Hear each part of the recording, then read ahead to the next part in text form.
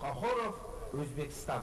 Бұл Ассалаумағалейкум, қадірлі Қазспорт телеарнасының көрермендері, сіздердің назарларыңызда аударыспақтан 3-ші рет ұйымдастырылған Азия чемпионаты. Біз Астананың желкесінде орналасқан Қазанат атшабарынан бүгін дәл осы аталмыш спорт түрінен екінші көрсетілімді назарларыңызға ұсынып отырмыз.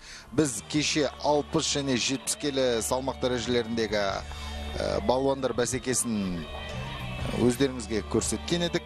Бүгін міне 21 градус Астанада күн жылы, өте тамаша ауа райы, бірақ кішкене жауын жабуға ықтимал болып тұрған сәтті көріп тұрсыздар. Кішкене ауа райының ылғалдылығы 40% көрсетіп тұр. Сонымен бұл әрине біздің ешқандай спортшыларымызға да қолайсыздық тудырмайды деп сенеміз. Және аударыспақтан біз бүгін 80-90 келі салмақ және 90-дан жоғары, сондай-ақ түйе палуандар бәсекесін назарларыңызға ұсынбақ ниеттеміз. Ал бүгінгі бәсекені өздеріңізбен бірге тамашалайтын комментаторларыңыз әдеттегідей мен Қайырхан Мәулен, және дәл осы аталмыш ұлттық спорт түрлерінен Қазақстан Республикасының аға жаттықтырушысы Нұркен Байберіп мырза. Нұрке, қош келдіңіз студиямызға. Рахмет. Ассалаумағалейкум, көрермен.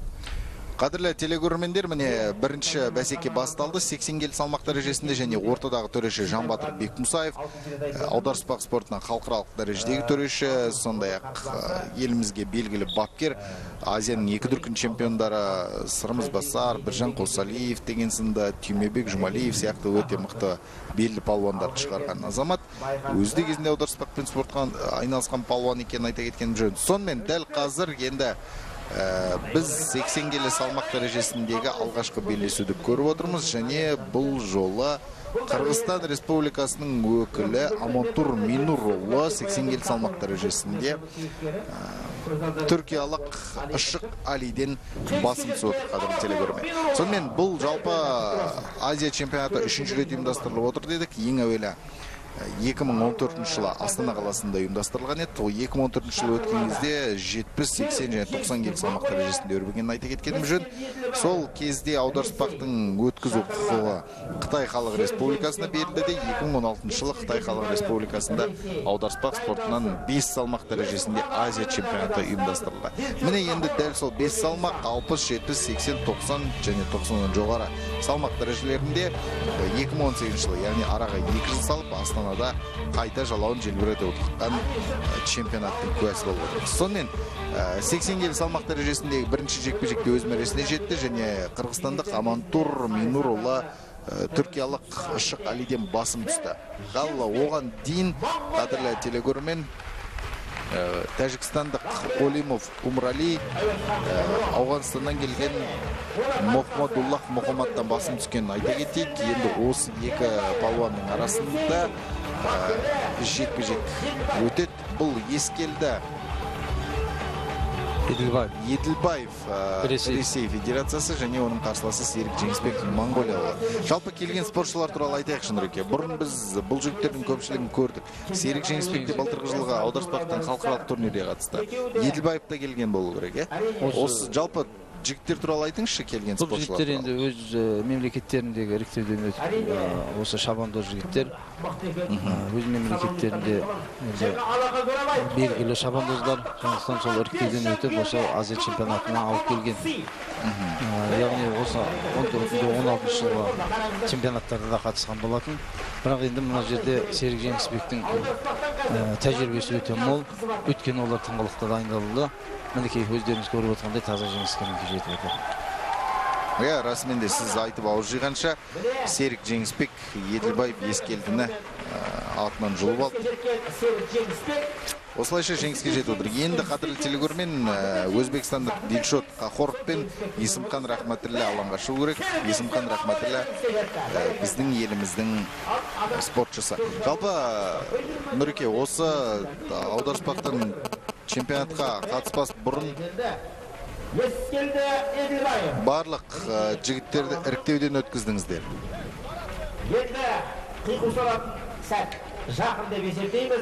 Тараз қаласында арнайы оқу жаттығу жиынын өткіздіңіздер. Арнайы оқу жаттығу жиыны өтті, 2 этап бойынша, және бірінші этабы жалпы дене дайындығы жаттығуларымен және арнайы дайындық ат үстінде дайындықтарынан 2 оқу жаттығу жиынынан тыңғылықты дайындықпен өткізілді.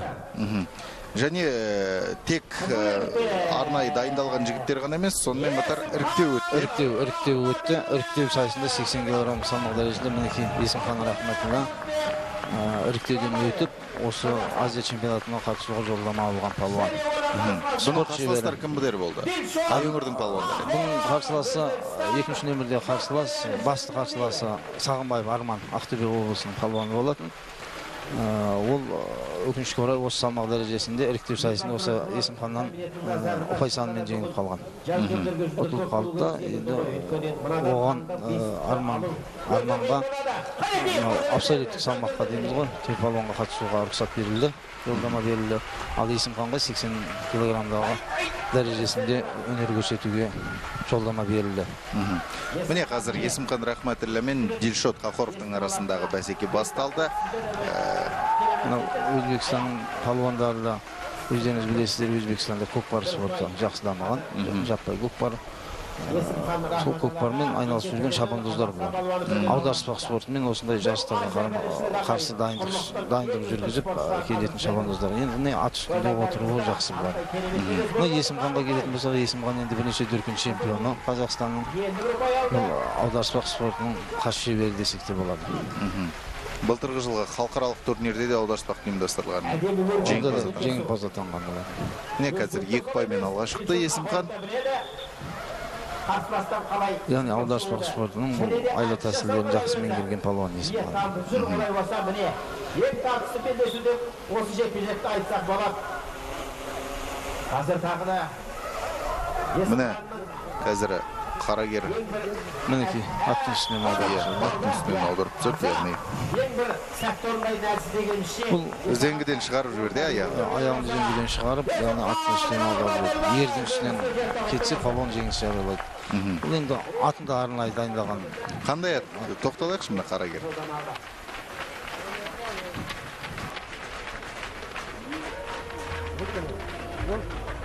ал енді қазір дайындалып тұр. Бұл қарагер аударыспақ спортына арнайы дайындалған аттары. Бұл оңтүстік Қазақстан облысының мектебінің түлектері ғой, сол мектептің өзі арнайы дайындалған аттар. Бұлар ат таңдауда да, атты дайындауда да бұл мектептің тәжірибесі өте мол. Яғни мынау жаттықтырушылар Бегімсаев Жанбатыр сынды жаттықтырушылар, бұлар атты да, спортшыны да шебер дайындайтын жаттықтырушылар. Сондықтан оңтүстік өңірдің палуандары жеңіске жетіп жүрген сондықтан. Ол жерде тыңғылықты дайындық бар. Мінекей көріп тұрғандай қандай әдіс қолданды. Өте тамаша, расымен де. Өте жақсы әдісті қолданғанын көрдік. Енді қадірлі телекөрермен, жартылай финалдық белдесулер орын алады. Дәл қазір біз Минрул Амантурмен Олимов Умралины күтеміз. Тәжікстан Республикасының өкілімен қырғызстандық спортшыны. Және біз Өмірәлі Олимовты өткен жылы көкпардың Тәжікстан құрамасының сапында болып шатаспасам. Және аударыспақтың халықаралық турнирге қатысты. Және 3-ші орын алды ғой деймін. Жүлделі орындардан көрініп жүрген ол. Ол да шебер спортшы. Енді бұл мемлекеттерде де көкпар спорты дамыған. Жаппай көкпар. Соған арнайы аттар дайындайды, спортшылар бар. Жоқ, бұл жолы, кешірім сұраймыз әрине қадірлі телекөрермен. Қазір Мұхаммед Мохбодуллах есімді Ауғанстандық палуан мен Тәжікстандық Өмірәлі Олимов шығып жатыр екен.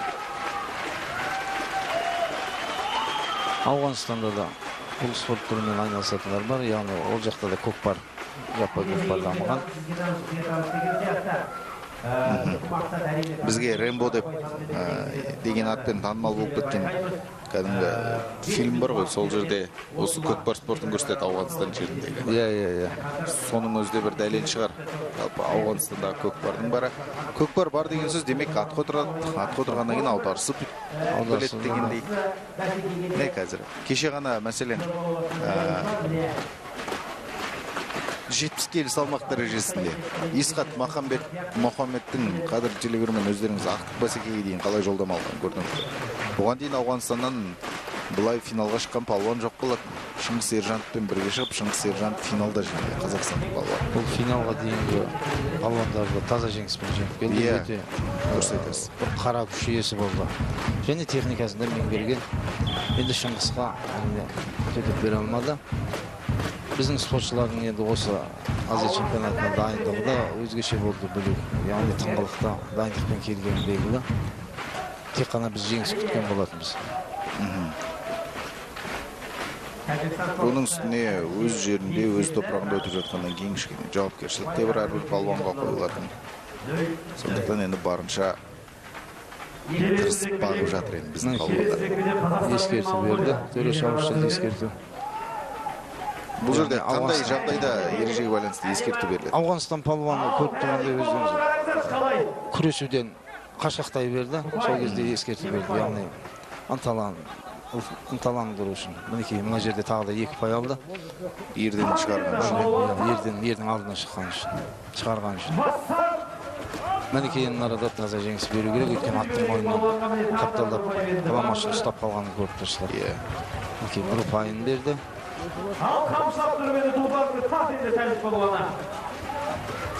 Расымен тәжікстандық палуанның күші мықты екенін көріп отырмыз. Алаңнан шығармай бір қолмен тартып. Бір қолмен тартып кетіп бара жатыр. Бір қолмен аттың тізгініне жабысқан, екінші қолмен ерден ұстап, міне тоқтатты палуан. Ердің басына жабысқаннан кейін ауғанстандық палуан бұл жерде жекпе-жекті тоқтатады. Ереже сол. Алимов таза жеңіс. Өте тамаша. Олимов осылайша жартылай финалға шығып отыр. Енді Олимовтың қарсыласы қырғызстандық Амантур Минурулла болатын білеміз. Шебері палуан Қырғызстанды білесіздер. Ол жақта енді көкпар аудасы қырғызстандықта айналысатын арнайы мектептер бар. Жалпы осы ат үстіндегі ұлттық спортқа келген кезде осы Қазақстан мен Қырғызстанның бір-біріне бәсеке екенін жақсы білеміз ғой. Соның ішіндегі көкпар ең бастысы, одан кейін міне осы аударыспақ спортында қырғыз палуандарының да өте мықты екенін жақсы білеміз. Оның дәлелін айта кетейік, кеше мәселен 60 келіде де 70 келіде де осы қырғыз палуандар 3-ші орын үшін күресіп, екеуі де 3-ші орын алды. Атап айтқанда Ақыл Сағанбеков пен Азірет Бақболатұлы дейді. Жалпы екі палуанның да жартылай финалда қазақ жігіттеріне түсіп қалуының нәтижесінде осындай жағдай орын алып отыр. Міне қадірлі телегөрмен, сіздердің назарларыңызда Тархан Дауылбаев, көкпардан Кеңес одағының 9 дүркін чемпионы және жаңа ғана айтқан осы Есімхан Рахматіллә, Сырымызбасар Біржан Қосалиевтер шығарған оңтүстік Қазақстанның ұлттық спорт мектебінің директоры Ғани Ахметбаев ағамызды көрдік. Міне Есімхан Рахматіллә және оның қарсыласы Серік Жеңісбек. Шатаспасам, былтыр да дәл осылай жартылай финалда кездесті ғой. Жартылай финалда кездесті. Серік Жеңісбек жеңіп қалған болатын. Биыл енді Серік Жеңісбек дайындалып келген шығар Есімханға қарсы. Былтырға қарағанда Жеңісбектің қимыл ширақ. Өйткені тәжірибеде алды, екі Азия чемпионатқа қатысып қалай дайындалуды біледі. Енді Есімханға қарсы тұруда қиындау болуы мүмкін. Мінекей, Есімхан шабуылдауда. Астында Қарагерде өзі нағыз аударыспаққа керекті айғыр екен. Міне қазір Есімхан Рахматіллә белбеуге жетті Серіктің аят деген. Серікте енді барынша қорғануға тырысады. Оңтайлы тәтті күтпесе, енді шабуылдау өте қиындау болады Серікке.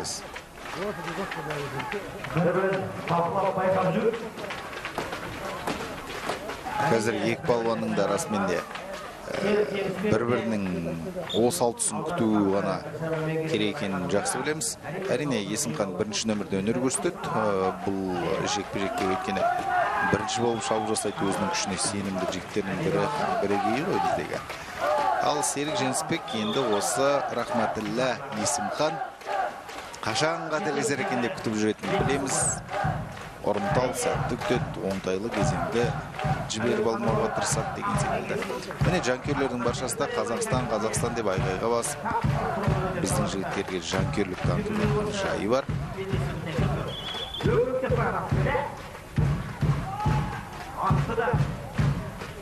Біз аңғайына қарай бейіндей алатын байқасты. Міне қазір.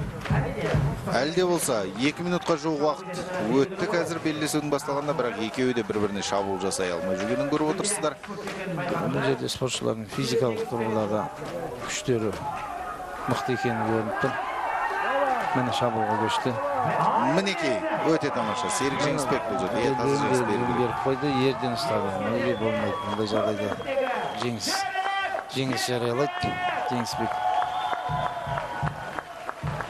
Өте керемет расменде. Есімхан Рахматіллә. Осы Есімханға бір уысын әлінбей жүрді ғой енді қарсыласа. Осылайша Есімхан белбеуін беріп қойды да.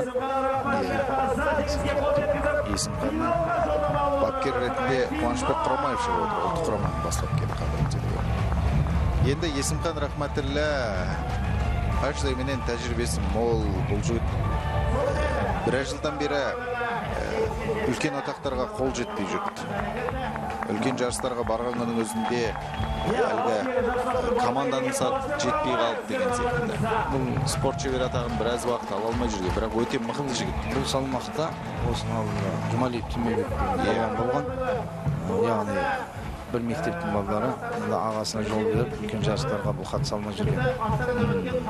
Енді өз салмағына келді. Жұмалиев Түймебек осы жаттықтырушы қызметіне кетті. Енді былтырдан бастап басқа үлкен жарыстарға енді шығады. Мінекей бірінші жарыс Азия чемпионаты көріп тұрғандай жеңіп алды. Халықаралық турнирді жеңді ғой өткен. Халықаралық турнирді жеңді. Ол да Азия чемпионатымен пара-пар. Экспо кезінде ұйымдастырылған халықаралық турнирді жеңді. Енді үлкен дода жарыстарға енді ары қарай Қазақстан құрама сапында өнер көрсетеді деп ойлаймыз. Жалпы құрамадағы 80 келі салмақ дәрежесінде бірінші нөмірлі спортшы Есімхан Рахматіллә. Міне, Омарали Олимов өте мықты балуан болды. Жаңа Ауғанстандық қарсыласы Мұхаммадты атынан аударып түсірген еді. Ал Амантур Минурулы бұл әмбебап шабандоз, қадірлі телегөрмен тең келуден де бұл спортшыны біз көрдік. Амантурдың астындағы торы айғыр бұл қарсыласыныкіне қарағанда дәу екен. Үлкен енді Булаттың енді күші көп, бірақ күші болғанмен үстіндегі балуанға да байланысты. Балуанға да байланысты, енді жүректі бола бермейді. Енді салған жерде қарыңыз, Амантур қарсыласын Амантурда өте. Міне Амантур қазір шебер палуан белбеуіне жабысқан сәтті көріп отырмыз. Аят деген ай. Бұл жерде Олимовтың шеберлігі мықты болып кеткен секілді. Олимовтың енді оңай шағылатын жаңағы емес. Көк белбеулі палуанға бір ұпай. Бұл екінші жартылай финал екен, естеріңізге салайық, қадірлі телегөрермен. Дәл осы жекпе-жекте жеңген спортшы Есімхан Рахматілләға қарсы тұрады ақтық бәсекеде. Мүмкіндігін, ектілігін сынап көріп жатыр. Жартылай финалға жетуде оңай жетістік емес. Олимов мінекей шабуылдауға тырысып жатыр. Көрдіңіздер ме, қырғыз палуаны аттың басымен тежеп өзінің ыңғайына көндірмекші. Иә, расымен аттың басымен әдемі тежеп тұр қазір.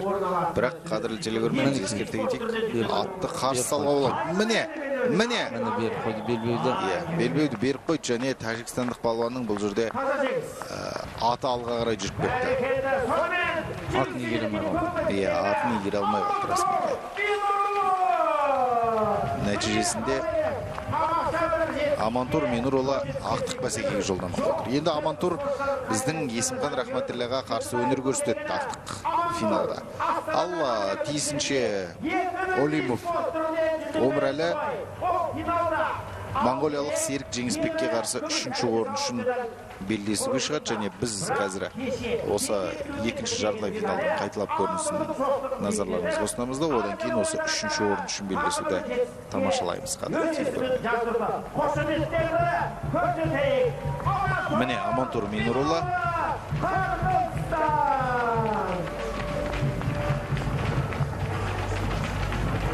Ақтық бәсекеге жолдама алған палуан. Міне хайлайтстан байқасаңыздар қазір көбінесе Амантурдың шабуыл жасағанын көреміз. Дәл осы жерде атына ие бола алмай қалды расында. Атын егермей қалды да белбейден ұсталған күйі аттан шығып қалды.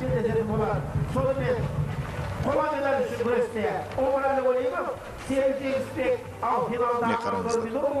Атынан жұлып алды. Бір қолымен даже. Бір қолымен көрсетесіз. Сонымен қадірлі телекөрермен, қазір 3-ші орын үшін белдесу. Дәл қазір және ол Олимов Умар Али, Тәжікстан мемлекетінен, ал оның қарсыласы Серік Жеңісбек болмақ. Жанбатыр Бекмұсаев міне сіздердің назарларыңызда халықаралық дәрежедегі төреші. Бұл екі палуан да енді күші жағынан да, айла тәсіл жағынан да тең түсетін палуандар. Бұл жерде енді қайсысы айласын асырап, сол жеңіске жетеді деп ойлаймын. Міне Серік Жеңісбек өткен жылда қола жүлде алған болды. Қола жүлде алған. Бұл палуанның енді жолы болғыш дегенмен жылдан жылға дайындығын күшейтуде. Бұлар еңбекпен келетін нәрсе, енді жеңісің бәрі. Мінекей қазір Олимппен қалай болатынын көресіздер. Белдесуге 5 минут уақыт берілді. Бәсеке қазір басталады.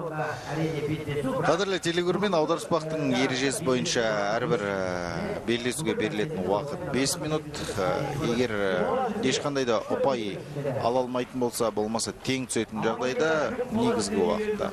Онда белдесу болады. Белдесуге де 5 минут уақыт. Белдесуге де 5 минут уақыт беріледі.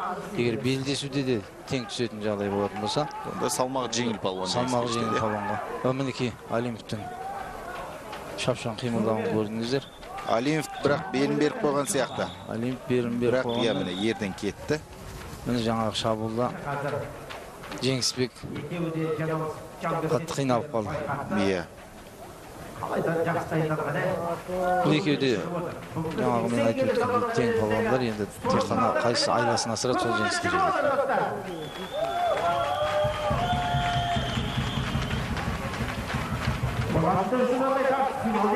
Көрейік қазір Серік Жеңісбектің әдемі шабуыл жасауы мүмкін. Ай, аттың басынан құшақтап қалды. Мына әдемі белдеудің бірінші алып кетті. Мына аттан аударды. Атынан аударып тастады. Міне жаңбырда төгіп бастады. Таза жеңіске жетті. Ол бұндай мүмкіндікті жібермейді ғой Жеңісбек. Иә, Серік Жеңісбек расымен де бұндай мүмкіндікті жібере қойды. Мінекей 3-ші орын. Сонымен қадірлі телекөрермен, 80 келі салмақ дәрежесіндегі 3-ші рет ұйымдастырылған Азия чемпионатының қола жүлдегері анықталды. Ол әрине Серік Жеңісбек. Қадірлі телекөрермен, Серік Жеңісбек енді Монголияға Баян Өлгейге, Рома Өзханға қола жүлдені апарып табыстайтын болды. Финалда осы жарыстың шырайын келтірген қос спортта финалда Қазақстанның өкілі Есімхан Рахметәлі. Міне қазір қайталап көріністен өздеріңізде байқап отырғандарыңыздай, екі палуанның да жеңіске дейтін сенімі болған, дегенмен де Серік Жеңісбек бұл жерде өзінің мықтылығын көрсетті. Міне біз жаңа көрсетілімнің басында айтқанбыз, күн бұзылып, күн жоғысы келіп тұрды. Соның куәсі болып отырмыз дәл қазір. Осы жекпе-жектің барысында аспан ашылып, жаңбыр жауып бастады. Жанкүйерлердің баршасы да расымен де тамаша көңіл күйде, қанша ауа райы қолайсыз болса да.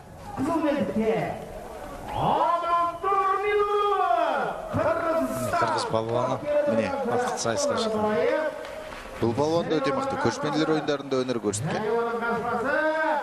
Әмбебап жігіт. Міне Есімхан Рахматіллә біздің қазақтың намысын қорғайтын палуан. Көшпенділер ойында да 16 жылы көшпенділер ойына бізден де 3 балуан қатысқан болатын. Сасырымыз Басаров, Қосалиев, Біржан және Байған Берназар. Ол жақта да өнерлерін көрсетіп, 2 алтын 1 күміспен оралған болатын. Яғни жоғары салмақтағы Қосалиев, Біржан Ізбасаров сырым екеуі алтын медалдан және Байған Берназар күміс медалдан алқатағы абыроймен оралған болатын. Міне қазір Есімхан қарсыласының артынан қуалап тұрып әдемі шабуыл жасаған еді, бірақ алаңнан шығып кетті. Қуанышбек Құрамаев та қазір өзінің шәкіртіне нұсқап қалай қимыл жасау керек екенін айтып тұрған көріп отырмыз. Сонымен тағы да ойын алаңының сыртына шығып кетті. Есімхан әрине Мұнырұлы палуан осы уақытқа дейін күрестерін зерттеген, мінекей есін жинатпай шабуылдау арқылы жеңіске жетемін деп ойлап отыр. Бұның нәтижесін енді қазір көреміз алда. Мінекей белбеуге ілінді қолы. Амантұрда теңгілік үйреніп қалған, бүгінде бірдеме ілікпеден біліп отыр ғой енді. Есімханның қолы белбеуге ілінді. Оның қарсыласы да тиісінше. Мінекей. Аттың күші болды бұл жерде енді. Бірақ Есімхан Рахматілләнің таза жеңісіне куә болды қадірлі телекөрермен. Таза жеңісі деп атыр. Қазір қайталап көріністен көреміз. Жалпы ережеде кімнің бірінші жерге жауырыны тиді емес бұл жерде. Кім бірінші аттан кетті? Ереже солай ғой Нұреке? Бірінші аттан кетті және кім әдіс қолданды? Әдіс қолданып, аттан бірінші кеткен спортшы жеңіске ұшырайды. Міне қазір біз қайталап көріністен байқаймыз. Бұл ақтық бәсеке және бұл жерде төрешінің біз көк белбеулі палуан жеңіске жеткенін айттық. Сондықтан да міне кетіп қалған. Одан аттың екпінімен кетіп отыр ғой. Аттың үстінен жолып алды. Яғни атпен бірге құлады. Аттың үстінен кеткен көріпті. Мінекей аттың үстінен жолып алды. Аттың үстінен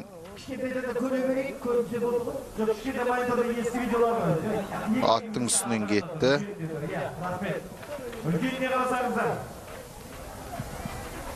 Және бұл жерде Есімхан Рахматіллә қадірлі телекөрермен айқын жеңіске жетіп отқанын айтқымыз келеді. Сонымен 80 белдегі 3-ші алтын жүлде құтты болсын қадірлі қазақ елі. Есімхан Рахматіллә бүкіл жанкүйердің сенімінен шықты. Мінекей қырғыз палуаны қарсыластың үзеңгісіне жабысқан, бірақ Есімхан Рахматіллә ат-батымен қосып жұлып алды былайша айтқан кезде. Құтты болсын.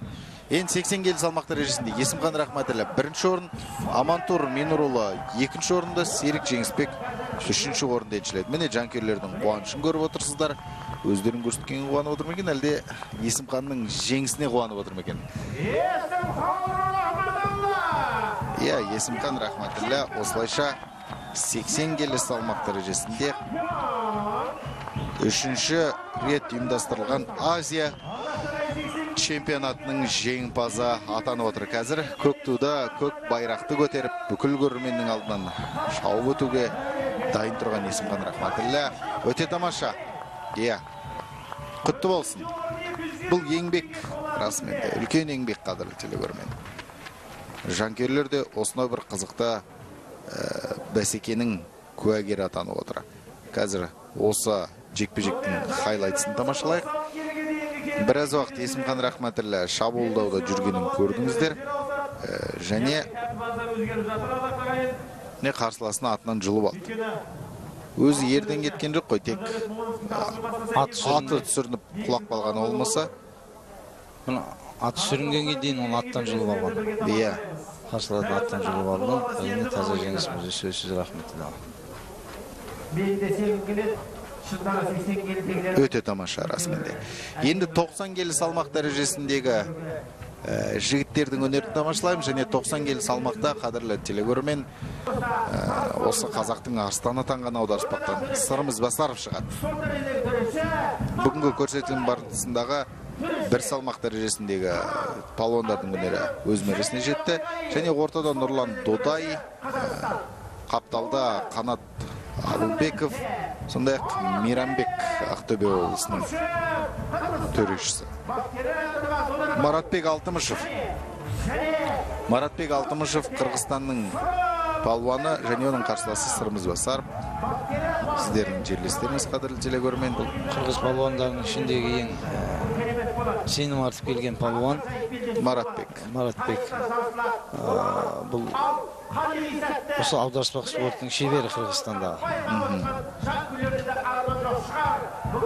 Көшпенділер ойында да, басқа да үлкен жарыстарда осы салмақ дәрежесінде қырғыз Маратбек қырғыз намысын қорғап жүрген жігіт. Бірақ енді біздің Басаров Сырымға төтеп береді деп айта алмаймын. Міне Сырымыз Басаров бірден шабуылға басты және қарсыласын аяғын үзеңгіден суырып шығарған үшін бұл жерде міндетті түрде бір ұпай беріледі. Ердің деңгейіне дейін көтеріп жіберсе, мінекей тағы да шабуыл жасалады. Сырымыз Басаров осы бір аяғын үзеңгіден шығарып көтерудің бір әдіс шығады деп пайымдап отыр ғой деймін. Сол әдісті қайта жасап жатқан байқалады. Үзеңгіден шығарып алды аяғын. Енді көтеруге тырысуда. Қараңыздаршы, қандай тамаша көрініс. Нағыз арыстандардың айқасы. Апайтөс дала батырлары ғой шіркін-ай. Міне, соңына дейін жалғастыру керек және бұл таза жеңіс. Сырымыз Басаров. Міне, әдіс деген осы қадірлі телекөрермен. Бұл жерде көп қара күштің қажеті жоқ шыны керек. Аттың үстінде еркін отырып өзі тамаша әдіс жасай алса болғаны. Сырымыз Басаров өзінің алғашқы жеңісіне қол жеткізді, 1 минутқа да жеткізбей. Енді дәл осы Сырымыз Басаровтың келесі айналымдағы қарсыласын анықтау үшін ортаға Досжан Байсғалан Монғолия және Өзбекстаннан келген Отабаев Журабек шығуға тиісті. Қазір енді біз Сырымыз Басаров пен Алтымышев Маратбектің арасындағы белдесудің қайталап көрінісін көрейік. Ағатай осындай кереметті жарыстардың ұйымдастырушылары мұрындық болған бас серіктес Самұрқазына ұлттық әл-ауқат қоры әлеуметтік серіктес Самұрқазына тұратын әлеуметтік Әрине Басаров Сырымыздың ұлттық құрама командының басты мүшесі. Осы 90 кг салмақ дәрежесінде осы уақытқа дейінгі 2 Азия чемпионатын жеңіп алды. Азияның түйе палуаны абсолюттік чемпионын жеңіп алды. Міне өздеріңіз көріп отырғандай Досжан Байсғалан Монғолияның белгілі спортшысы. Бұл да Азияға чемпионатына қатысқан спортшы. Өткен Азия чемпионатында, яғни осы салмақ дәрежесінде осы моңғол палуаны жақсы өнер көрсетіп, 3-ші орын жүлдесін жеңіп алған болатын. Мінекей өзбек палуаны. Өзбек палуанында шыныққан көкпар спортымен шұғылданған спортшы. Бірақ моңғол палуанның бұл жерде тәжірибесі молдау. балуанымыздың шабуылы мықты болып тұрған алаңдағы. Байқасаңыз, әне. Мінекей моңғол палуаны шабуылдауда алаң сыртына шығып кетті.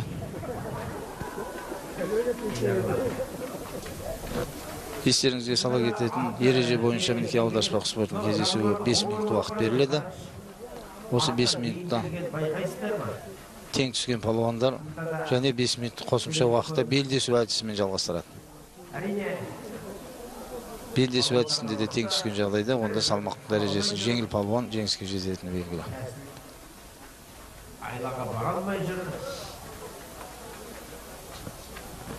Аударыспақ алаңы диаметрі 15 метр. Міне қазір енді Досжан Байсғалан және Журабек Отабаевтың арасындағы белдесу. Досжан міне қарсыласын ерінен шығарды. Таза жеңіс. Таза жеңіс. Досжан жалпы барлық Азия чемпионаттарынан қалмай қатысып жүрген палуан, Бұл жүлдегер болған болатын өткен чемпионаттан. Аха. 3-ші орын жүлдесін жеңіп алған. Бұл да тәжірибелі палуан. Міне 90 келі салмақ дәрежесінде. Осы 90 кг салмақ дәрежесіндегі палуандардың Сырымыз Басаровтан кейінгі палуан осы. Енді қырғыз палуанымен екеуін кездескен әлі болған жоқ, бірақ дегенмен қазір тәжірибесіне жаңа қарағанда мына моңғол палуаны тәжірибесі мол секілді.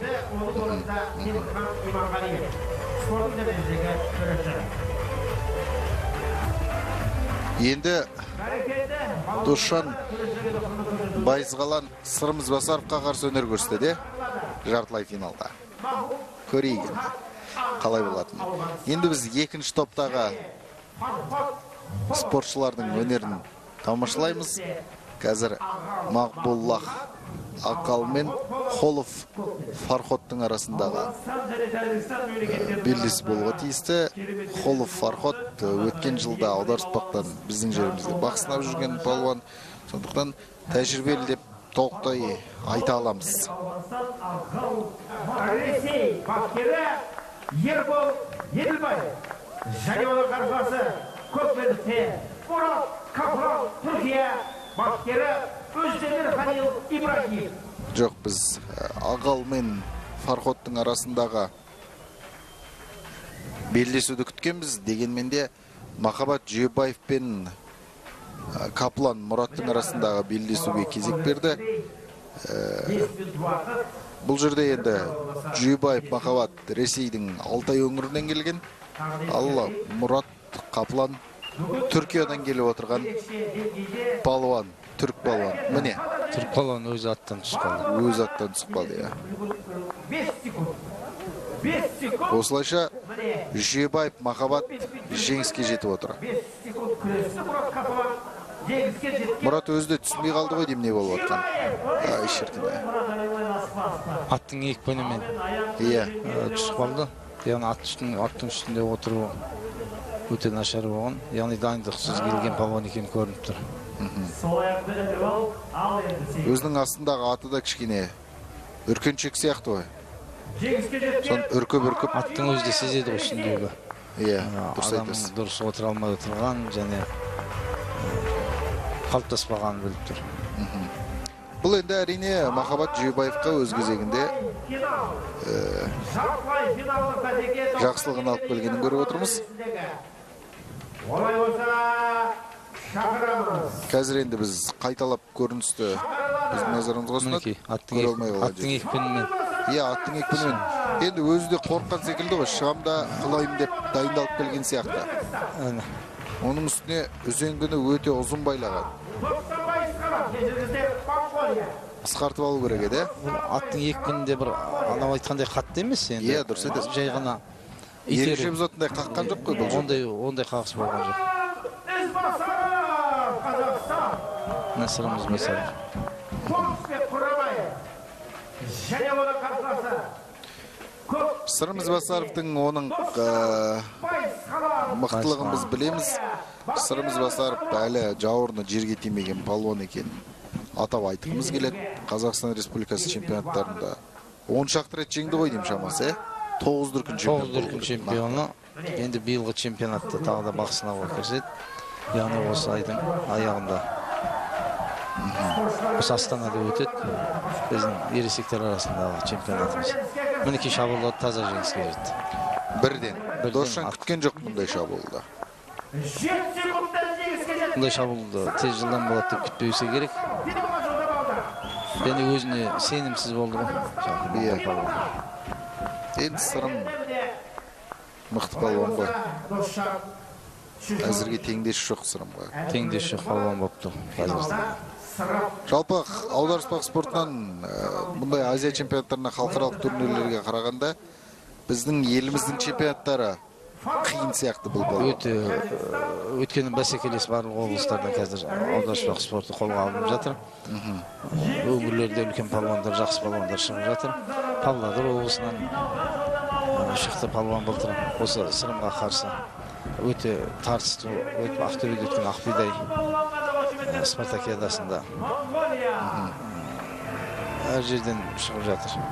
Қостанайдан палуан бар, екі палуан мысалы.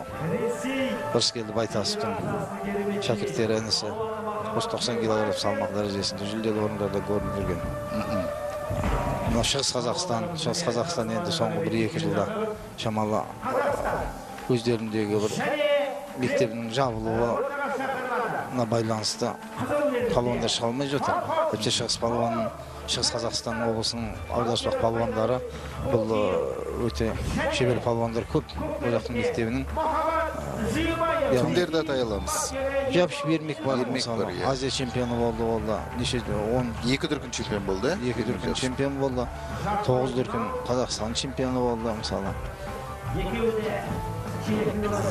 Енді 70 келі салмақ дәрежесінде 80 кел салмақ дәрежесіндегі палуанымыз бар. Ол да Азияға қатысқан. Сол спортшылар қазір таңда шыға алмай жүр. Енді биылғы чемпионатқа Шығыс Қазақстан облысы команда қоямыз деп жатыр. 5 салмақ дәрежесінде. Ол жақта жақсы шебер тәжірибелі мамандар бар. Атап айтсам, Жылқыбай Белемес Қазақстан еңбек сіңірген жаттықтырушысы бар. Сол аударыспаққа спортшыларды дайындауда қазір. Міне жеңіске жетті. Жүйбаев Махаббат Ерсін Жүйбаевты өнер көрсеткен. Екеуі ағайынды қадірлі телегөрмен Ресейден келген. Фархат Қоловқа қарсы өнер көрсетті, бірақ Қолов Фархаттың қалай жеңіп кеткенін көрдіңіздер. Және бұл жерде тәжікстандық палуанның біз тәжірибесі бар екенін айттық қой бұған дейін. Енді қадірлі телегөрмен 3-ші орын үшін 90 келіде сол Досжан мен Махаббаттың арасындағы белдесуді тамашалаймыз. Махаббат Жүйбаев Ресей Федерациясы және Досжан Байызғалан Монғолия Республикасы. Ал ақтық бәсекеде біздің сырымыз Басарып пен Қолов Фархот шығатынын атап айтқымыз келеді. Бұл жерде расменде ресейлік палуан ешқандай да қарсылық білдіре алған жоқ. Шақырылады. Досжан Байызғалан Монғолия, Темірхан Иманғалиев Қазақстан. Палуандар қызыл белдікте. Досжан Байызғалан Монғолия. Міне Досжан Байызғалан сіздердің назарларыңызда.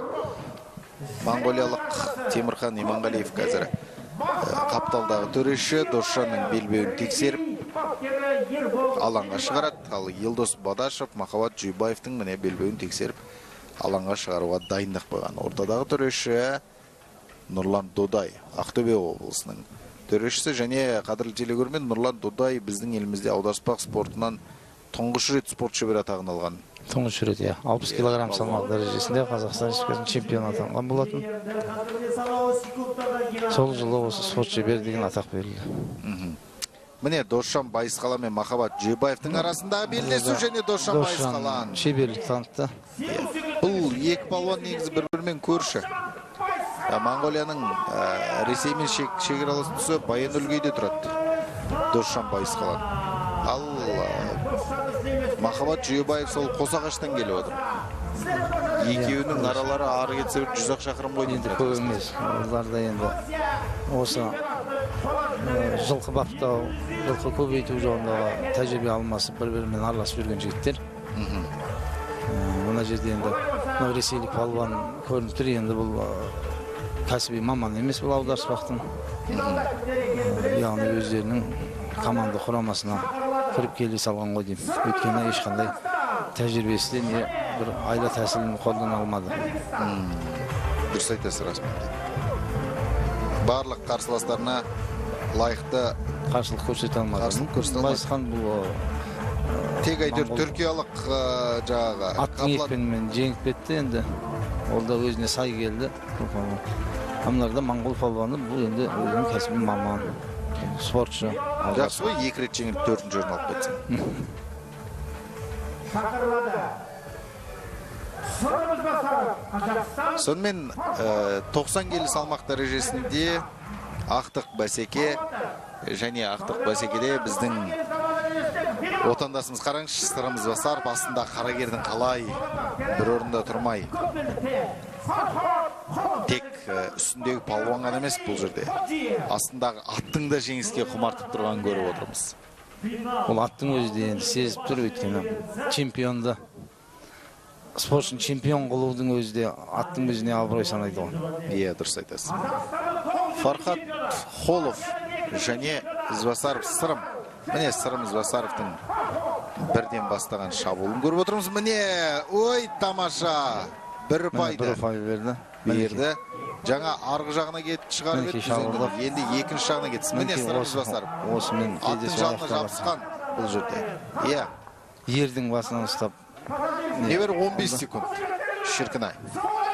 Сырым Ізбасаров.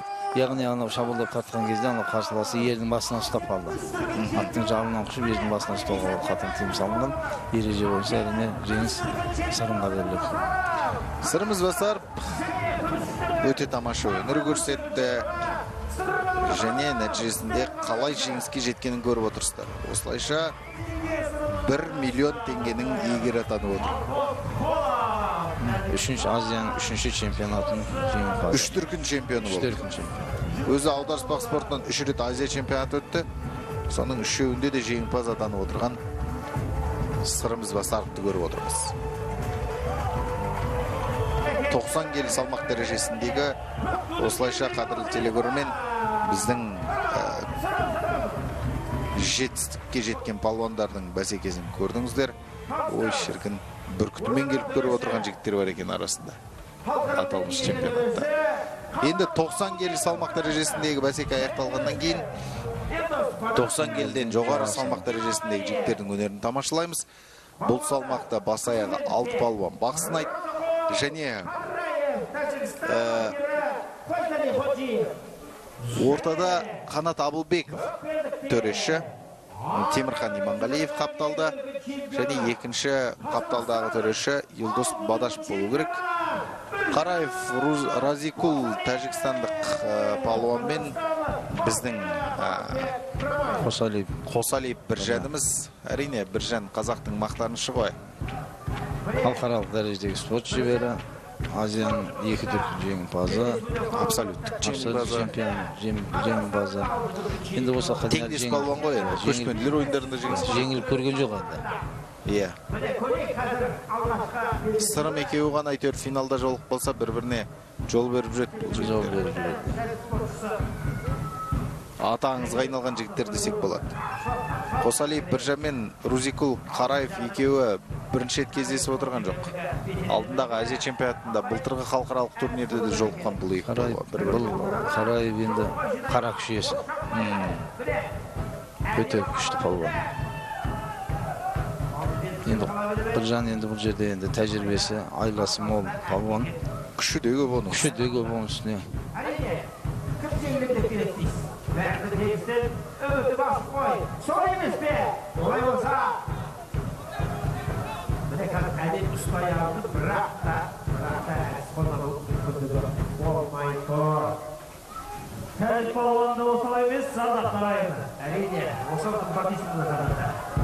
Мінекей Біржан белбеуге қол ілінді. Осы ғой басты керегі Біржанға да. Қараевты енді беріле қоймас.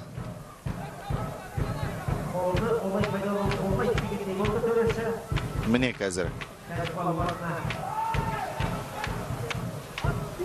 Біржанның Рузикул Қараевты жұлалмай жатқанын көріп отырмыз. Мұның өзі де қуантады, өйткені басқа өңірде, басқа елдерде біздің жігіттерге бәсекелестік бар деген сөз. Бұл аударыспақ спортының жақсы дамуына себепкер болып отыр. Міне. Мінекей мына бір жерде шынтағын мойынға тіреуге болмайды. Міне бір ұпай ескерту беріп, көк палуанға Қосалиевке 1 ұпай берді. Шын мұқтыға тұсау жоқ деп қазір Рузикул Қараев та белбеуіне жабысқан. Тағы 1 ұпай берді. Ескерту берді. Не белдік кетеді, не белгіледі дейсіз қалған келді. Аударыспақ қатысы қатты керек екен, осы біліп отыр. Қамшы істемесек, ақылда қалады. Екеуі бір-бірімен тартысып қалды кәдімгідей. Біржан бұлай ұзаққа созбаушы еді. Қарайдың мықтылығы бұл. Демек қарсыласы мықты болып тұр деген сөз. Қимылсыз осылай ат бауырында жататын болса тарту 15 секундтан кейін қайтадан тұрғызға мінекей. Міне кәдімгі Араевты тартып жатқан Біржанды көріп отырмыз, және сілкіп тарту керек. Және бұл таза жеңіс. Өте тамаша. Бүкіл жанкүйер кәдімгідей тақымдарын қысып Біржанға жанкүйерлік танытып отырғанын көрдік. Әсіресе көбінде осындай дауылпаздың отырсаны дауылдатып. Осындай жекпе-жектерге Біржанмен сырым шыққан кезде көп жанкүйерлер өзі жанкүйерлік танытып та үлгермейтін еді. Бірақ бұл жолы Разикул Қараев кәдімгідей тегеурін білдірді Қосалиев Біржанға қарсы. Енді Қосалиев Біржанның жартылай финалдағы қарсыласы ол Думан Жұмабайұлы болады, Қытай Халық Республикасынан. Думан Жұмабайұлы ұзаққа шейін Азия чемпионатына қатысқан палуан. Қытай Халық Республикасының атынан өте жоғары салмақ дәрежесінде. Күміс жүлдеге болды ғой деймін, 2016 жылы. Өз жерінде өткен. Күміс жүлдеге болды. Мінекей өзбек палуаны. Бұл Ықтияр Талипов. Өзбек палуаны. Бұл өте мықты палуан. Бұл да тәжірибелі палуан. Бұл өзбек елінде де, өзінде де осы алғашқы спортымен айналысатын палуан. Бізге жеткен мәлімет бойынша. Және оның қарсыласы Нуркан Мамбеталиев, Қырғызстан Республикасының палуан. Қырғыздың палуаны енді ол белгілі өзінде. Нурканның салмағы ауыр екені көрініп тұр енді. Мінекей белбеуге жабыса кеткені көрдік, бірақ қолдан жұлып алып кетуге міне. Өзбек палуаны барын салып жүр. Әрине өте қауіпті әдіс тәсілдердің бірі екенін айта кеткеніміз жөн. Қырғыз палуан мен өзбек палуанның арасындағы бәсекенің қандай тартысты өтіп жатқанын көрдік. Және бұл жерде тізгін шығып кетті. Жүген мойнынан шығып кеткеннен кейін атқа ие бола алмай қалғанын көрдік Қырғыз палуанның. Десек те екеуі де мықты секілді. Екеуі бір-біріне қарсылық көрсетіп, жиі шабуылға шығып жатқанын көрдік. Міне белбеуге бірінші болып Қырғыз палуаны Нуркан Мамбеталиев жетті. Алайда соңына дейін әдісті жасай алған жоқ. Астындағы өзбек палуаны атқа өте мығым отыр, тақым мықты. Қырғыз палуанның астындағы аты да жақсы екен. Өте ширақ, жылдам қимылдап тұр.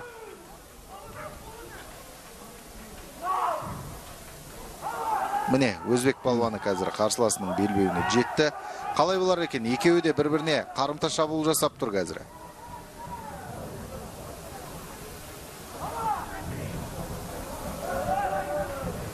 Қырғыз палуанның қайта-қайта жүген шығып кетіп жатыр аттың басынан.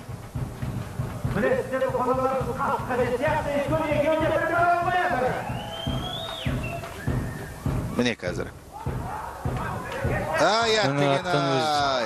Өз екпінімен түсті. Мамбеталиев Нурканның біраз күресуге мүмкіндігі бар еді. Мүмкіндігі бар, жол болмады. Жолы болмады. Өзбек палуаны да мықты. Оның шабуылдарын, қанша шабуылын бәрін тойтас жасап отырды.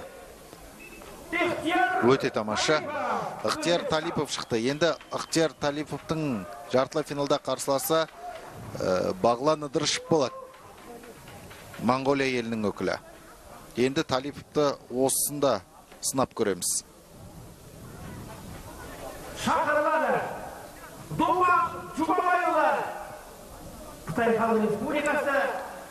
Және Қосалиев Біржан мен Думан Жұмабайұлының арасындағы қазір біз бәсекені тамашалаймыз. Бұл жерде расымен де қайталап көріністен байқайық. Дәл осы жерде міне аттан кетіп қалды. Өзінің салмағын егере алмады. Өзінің салмағын егере алмай қалды расымен де. Өз салмағымен өзі аттан шығады.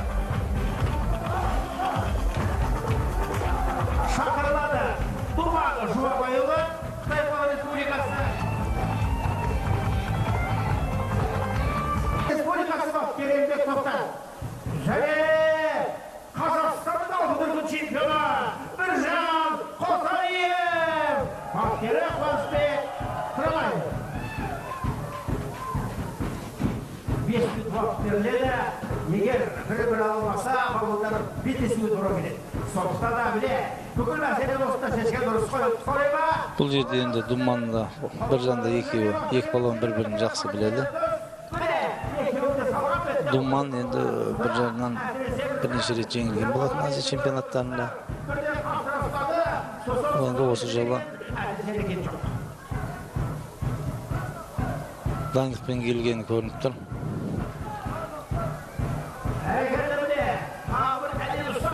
Міне Қосалиев шабуылдауда.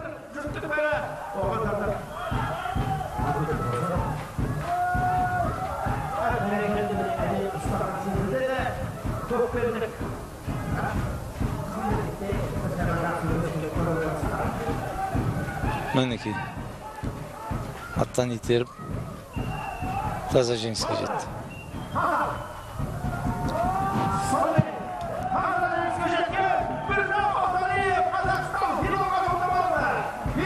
Мінекей Қосалиев осы жеңістен кейін финалға жолдама алып отыр.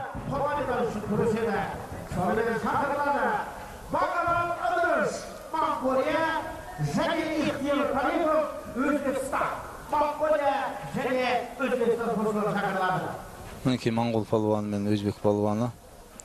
Бұл екеуі де жақсы спортшылар, мықты спортшылар. Мінекей қай жеңгені финалға Қосалиевпен финалға шығады.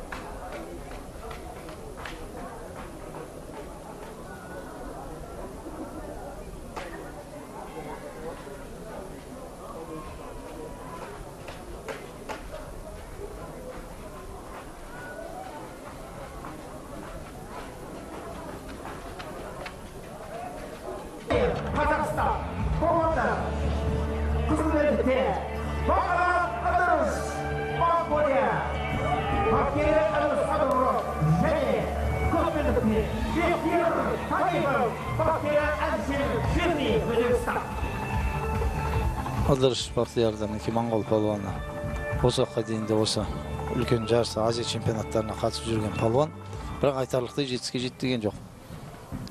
Енді мына өзбек палуаны мен екеуінің арасындағы сайыста жеңгені финалға шығады.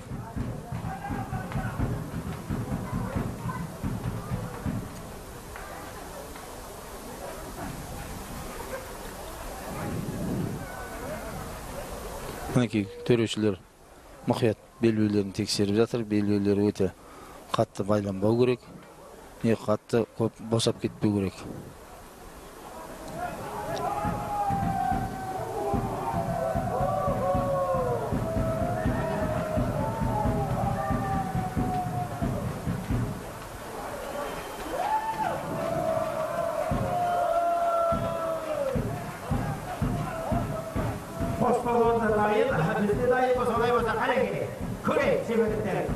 Ескерту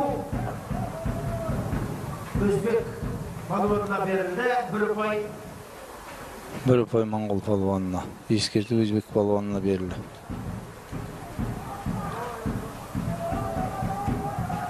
Міне шабуылдауда өзбек палуаны о белбеуден ұстап төреші тоқтатуда.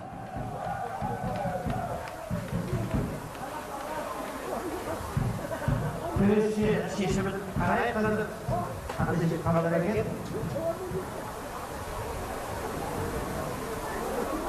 Әртісті өзбек палуаны жасады. Міне таза жеңіске өзбек палуаны, яғни ақтық сайысқа жолдама алды.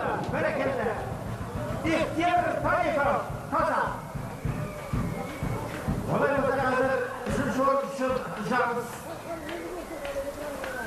Өтеді Тұрман Жұмабайұлымен бағаланады шарасында.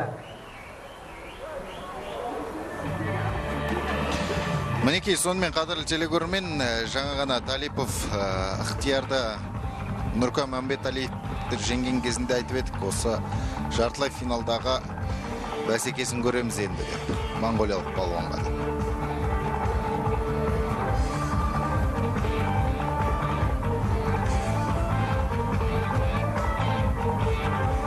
Соның куәсі болып отырмыз осы жерде. Ердің басына қарсыласын жабысып алғанын көрдіңіздер. Жеңілістің негізгі себебі сол. Бұл жерде Талипов ықтияр өз ықтиярымен кеткен жоқ аттан. Ат құлағаннан кейін барып, соның астында қалмаудың барын жасаған болады. Енді Думан Жұмабайұлы және оның қарсыласы Біржан Қосалиев. Бағлан Ыдырышев, кешіріңіздер қадірлі телекөрермен. Бұл үшінші орын үшін белдесу екен. Үшінші орын үшін екен белдесу екен, айта кетейік. Думан Жұмабайұлы мен Ыдырышев Бағланның салмағы өте ауыр.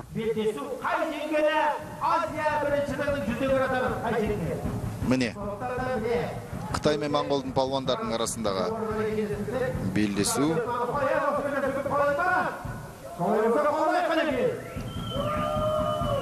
Моңғолиялық Бағлан Ыдырышев қазір белбеуге жабысты. Думан Жұмабайұлы да белбеуге жабысқан көріп отырмыз. Бұл шабылды, мінекей, Думан бастады, шабылды, аттан кетті, мінекей таза жеңіс. Расымен де таза жеңіс. Думан Жұмабайұлы үшінші орын жүлдегері. Осы чемпионаттың үшінші жүлдегері, үшінші орын жүлдегері Думан Жұмабай, Қытай Халық Республикасы. Өте керемет. Ермек Тоқтарбекұлы бұл жігіттердің баршасын дайындап, жетекшілік етіп алып келіп жүрген Думан Жұмабайұлының қуанышында шек жоқ. Атпен ар шауып, бер шауып, мінекей. Ел ту көтеріп, жалау желбіретіп шабушы еді. Думан Жұмабайұлы қазір халат желбіретіп кетіп бір жатыр енді өзінің шапанын аспанға лақтырып. Шапанында қызыл, туыда қызыл. Өзде қызарып әйтеуір жеңді. Өте тамаша. Думан Жұмабайұлына жалпы Қытай Халық Республикасының осы жүлдесі құтты болсын деген тілек айтамыз. Бұл Қытай Халық Республикасының алғашқы жүлдесі екен, қадірлі телекөрермен. Осы чемпионат барысындағы. Ақтық кездесу, финал. Ақтық бәсеке 90 келіден жоғары салмақ дәрежесіндегі Ықтияр Талипов, Біржан Қосалиев. Мінекей екі палуанда. Өте мықты палуандар. Өзбек палуанның осы уақытқа дейінгі өнерін тамашаладыңыздар. Барлығын таза жеңіспен жеңіп келді. Финал! Көп бақта, кім алады? Үштіргі чемпион болған Біржан. Сонымен көрейік, Ықтияр Талиев пен Біржан Қосалиевтің арасындағы белдесу. Міне, Біржан Қосалиев белбеуге жабысқан. Шабуылдады. Шабуылға шықты, бірақ алаң сыртына шығып кетпесе болған деп тілейміз. Міне, таза жеңіс. Өте тамаша. Бір сілкіп жұлып алып былайша айтқан кезде. Өте керемет. Өзі түсінбейді қалды ойды. Қалай жеңілген түсінбей қалды. Біржанды ақырын тартады деп ойлады ғой енді баппен. Бірақ бір сілкіп жұлған кезде кәдімгі белі шыдамай кетті ғой. Ықтиярдың. Өзінің ықтиярындағы дүние емес екенін түсінді Ықтияр. Міне, осылайша кезекті Азия біріншілігінің 90 келісінде өнер көрсеткен балуандар Мінекей, Қазақстан спортшылары 5 салмақ дәрежесінде де алтыннан алқа тақты. Өте тамаша. Енді қадірлі телекөрермен бізде абсолюттік салмақ дәрежесінде, яғни бұл да абсолюттік салмақ дәрежесінде өткен белдесу болатын, бірақ бұл нақты Азия чемпионатына бекітілген салмақ екенін айта кеткеніміз сол, айта кеткеніміз дұрыс. Міне, Біржан Қосалиев қазақтың көк байрағын желбіретіп, аударыспақтың алаңын айналып жүр. Бүкіл жанкүйерлердің делебесін қоздырған жекпе-жектің бірде бірегейі болды. Біржан Қосалиевті біз осынау жеңісімен құттықтаймыз. Аударыспақтан 3 дүркін Азия чемпионы атанып отыр Біржан Қосалиев. Өте тамаша. Енді қадірлі телекөрермен түйе палуандық бәсекеге осы төрешілер алқасына барып спортшылар кез келген жазылуға мүмкіндігі бар, және соның нәтижесінде шығып дәл осы жерде белгілі болады кімдердің қатысатыны. Біз ол палуандардың тізімі бізге жарияланды. Айта кетейік, әуелі Қазақстан Республикасынан Біржан Қосалиев бар. Одан кейін Фархот Холов жазылыпты Тәжікстаннан. Біржанның салмағы 109 келі екен.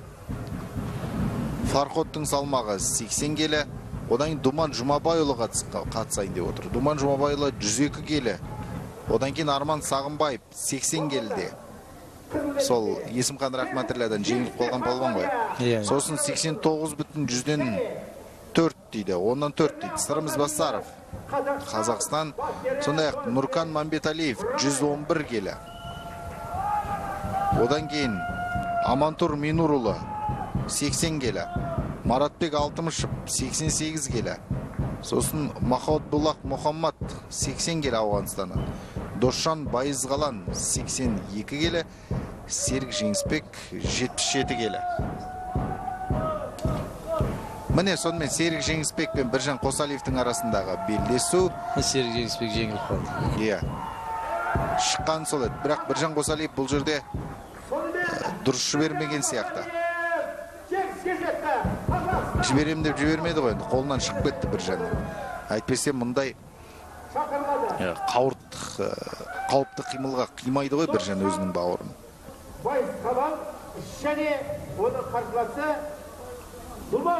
Серік Жеңісбек міне бірінші айналымда жеңіліске ұшырап Біржанға жол берді. Біржан енді өте мықты палуандардың бірі екенін өздеріңіз жақсы білесіздер. Біржанның жалпы жеңісіне бұл жерде ешқандай күмән болған жоқ. Өзі Серік Жеңісбек те аяғын үзеңгіден шығарып үлгере алмай қалған екен ғой. Сол үшін міне қазір жабысып қалды. Ат басып кете жаздады сәл болмағанда. Сонымен Досжан Байызғалан мен Думан Жұмабайұлы арасындағы біз белдесуді тамашалаймыз. Егер екі палуанда шығатын болса. Досжан Байызғалан мен Думан Жұмабайұлы. Думан Жұмабайұлы, Досжан да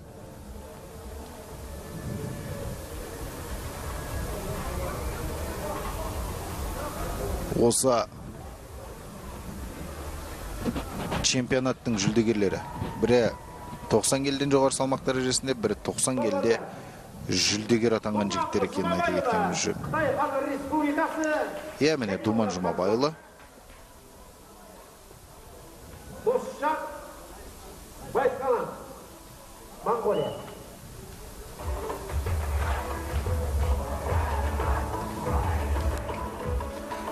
Сонымен, қадірлі телекөрермен,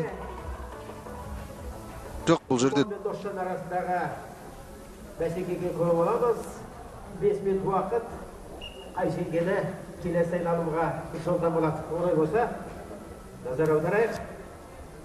Екеуі де өз салмақ дәрежелерінде. Енді бізге осылай жазылған екен. Досжан Байызғалан және Думан Жұмабайұлы.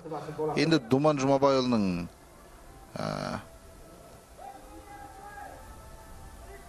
бұл жерде салмақ ауыр екенін білеміз.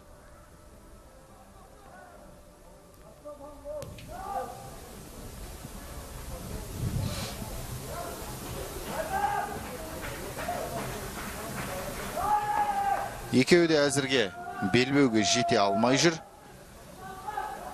Мінекей Думанның белдікке жеткенін көрдіңіздер. Аттың мойнынан қапсырақ құшақтап монғолиялық палуан жердің алдына түсіп кетті. Мына жерде енді екі пай беруге тиісті төреші. Міне нағыз күрес және аттан алып қалды қазір. Аяқ киім бәрімен қосып бірақ жұлып алды ғой енді. Өте тамаша. Думан Жұмабайұлы осылайша жеңіске жетіп отыр.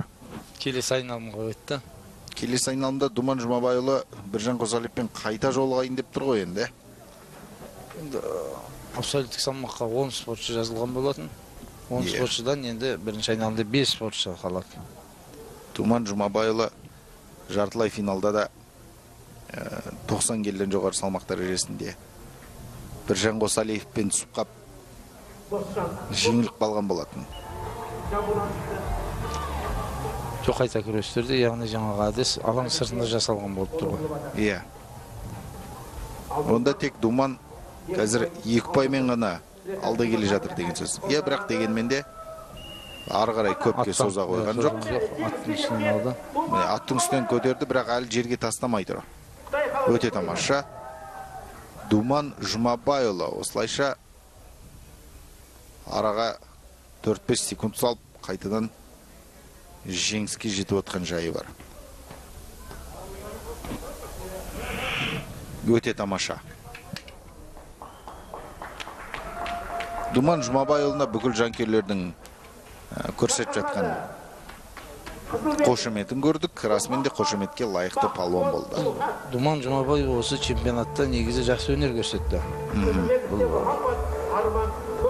Бұл спорттың ат-сайласын жаңа өзі жақсы түсіне бастаған сияқты.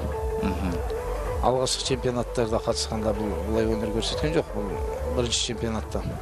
Ал қазір мінекей уже шыңды алған сияқты, яғни меңгерген сияқты аударыспақ спортын. Мына жерде мінекей өздеріңіз көріп өткендей қулық жасап кеткен, аттың тізгінінен ұстайын деп. Жарақат алуына байланысты Мұхаммад жарысқа шықпайды, жеңіс Арман Сағымбаевқа берілді. Сонымен қадірлі телегөрермен ауғанстандық спортшы бұл жерде жарыстан бас тартыпты. Соның нәтижесінде Арман Сағымбаев жеңіске жетеді автомат түрде. Арман Сағымбаев осы 80 келі салмақ дәрежесіндегі біздің еліміздің 2-ші нөмірлі аударыспақшысы Есімхан Рахматілладан жеңіліп іріктеуде осы Азия чемпионатына қатыса алмай қалған. Бірақ осы түйе палуанға қатысуға мүмкіндік бар, себебі кім қаласа сол жазылып қатыса беретінін біз жақсы білеміз. Мінекей қырғыз палуаны Сырымыз Бәсаровқа қайта кездесті. Бұл 90 кг салмақ дәрежесінде Сырымнан жеңіп қалған болатын. Енді түйе палуанда қайта кездесіп өз өнерін көрсетуде. Енді бұл жолы Сырымда жалпы харизма бар екен, өздеріңіз біліп отырсыздар ғой. Сырым өте жылдам жасайды барлық шабуылда. Әдісті де жылдам жасап, жылдам жеңіске жетуге тырысатын палуан екенін білеміз. Бірақ осы кейде асығып жүріп арандақ қалама деп қорқасың. Мінекей Ізбасаров Сырымға 1 ұпай берілді.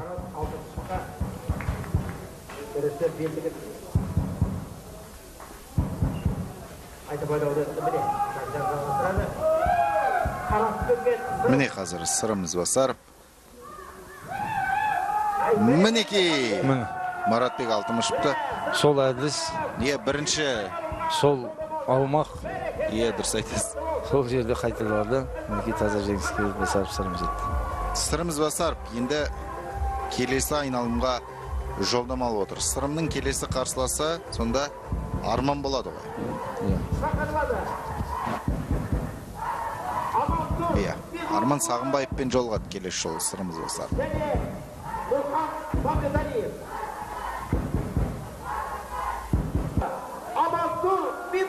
Сырым Ізбасаров бұл белдесудің жеңімпазы. Бұл қазір сол 5-ші шоқ.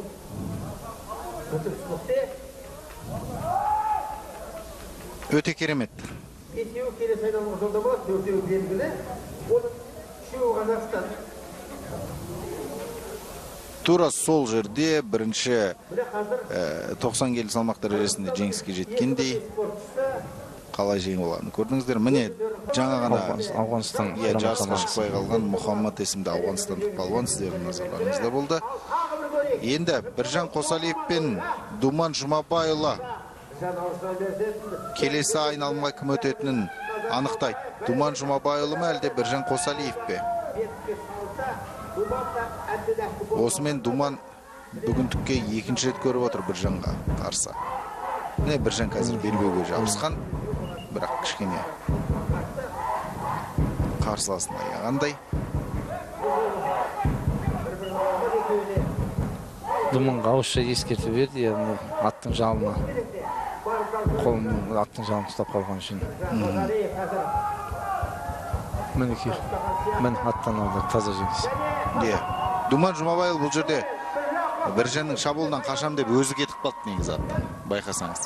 Аяқтан аса бір қатты Біржан көтеріп алған жоқ енді. Өзінің жеңілетінде сенімді болды Думан бұл жолы. Қарсылас көрсетуге асыққан жоқ. Одан да уақыт созбайын, күшімді құртпай қойын деген шығар енді. Біржан Қосалиев енді жеңіске жетіп отыр. Келесі қазір біз тамашалайтын белдесу Арман Сағынбаев пен Сырым Ізбасаровтың арасында болады.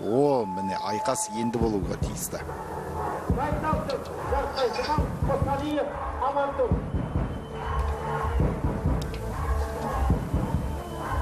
Міне қазір қайталап көріністен байқайық. Мінекей, аяғынан көтеріп тастай салды. Өзде жеңілуге бір иығын беріп тұрған екен ғой Думан. Бір иығын беріп тұрды енді. Өзінің шамасында күшінде біледі, қатты әуре болмағысы келді. Енді келесі кездесу Сағынбаев Арман, жас балуан, Ақтөбе өңірінен, Ақтөбе облыстық спорт мектебінен шыққан балуан. Қазақстан Республикасының чемпионаттарында қатысып жүрген, 80 кг салмақ дәрежесінде қатысып жүлделі орындардан көрініп жүрген. Жастар, жасөспірімдер арасында Қазақстан чемпионы.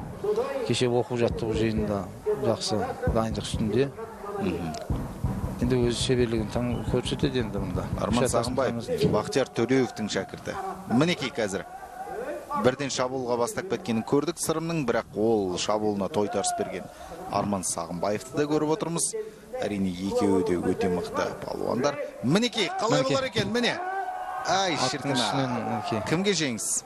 Енді бұл жерде енді төрешілер қазір алығын шешеді, яғни аттың үстінен аяғынан көтеріп аударғандай болды Сырым. Бірақ Арман да тартып бара жатыр. Арғалай тартып алып кетті.